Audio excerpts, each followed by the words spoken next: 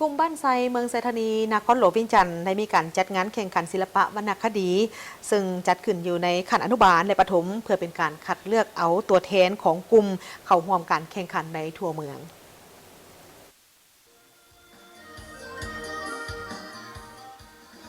งานแข่งขันศิลปะวรรณคดีขั้นอนุบาลและประถมทั่วกลุ่มบ้านไซ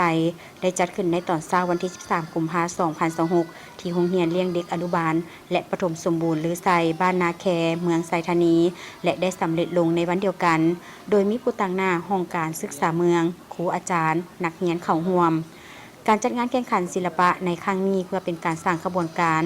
เรียนการสอนและเป็นการแลกเปลี่ยนบทเรียนทางศิลปะวรรณคดีขั้นอนุบาลสั้นประถม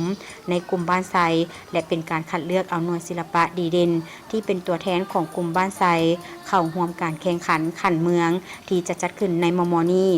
ซึ่งการแข่งขันครั้งนี้แม้นได้จัดอยู่ใน3รายการเป็นต้นการร้องเพลงขับลำและการฟ้อนซึ่งมีโรงเรียนเข้าร่วมการแข่งขันทั้งหมด12โรงเรียนทุกรายการแม้นได้แสดงผ่านต่อคณะกรรมการและผู้ชมเพื่อให้คะแนนแต่ละรายการจัดงานพบปะแข่งขันศิลปะวรรณคดีภายในกลุ่มบ้านไซของพวกเราเนาะเพื่อว่าอิงตามมาทิศชี้นำเนาะของกระทรวงศึกษาและก็แผนพันธุ์ขยายของห้องการศึกษาธิการและกีฬาเมืองไซธานีของพวกเราเนาะเพื่อให้ไปตาม5หลักมูลของกระทรวงศึกษาวางไว้เนาะก็คือปัญญาศึกษาคุณสมบัติศึกษาให้งานศึกษาศิลปะศึกษาและก็ภาระศึกษาเนาะเพื่อให้การหันกิจกรรมนี้เนาะไปตามทิศนำของ5หลักมูลของอีกนึงก็เพื่อสร้างความสามัคคีแลกเปลี่ยนและก็แสดงการพรสวรรค์ออกภายในกลุ่มเพื่อเขาจะได้คัดเอาโรงเรียนตัวแทนที่ว่าอันดับที่1เนาะขึ้นไปในขั้นเมือง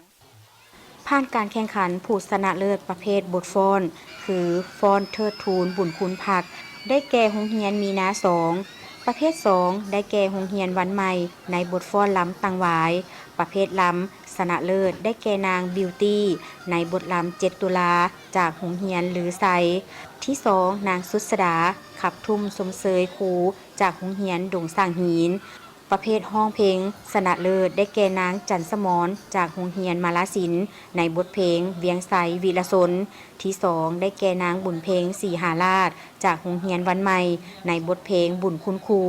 และประเภทอนุบาลประเภทฟ้อนและห้องเพลงได้แก่อนุบาลดอนนูนส่วนทีมชนะเลิศและห้องชนะเลิศได้รับเงินรางวัลและเป็นตัวแทนของโรงเรียน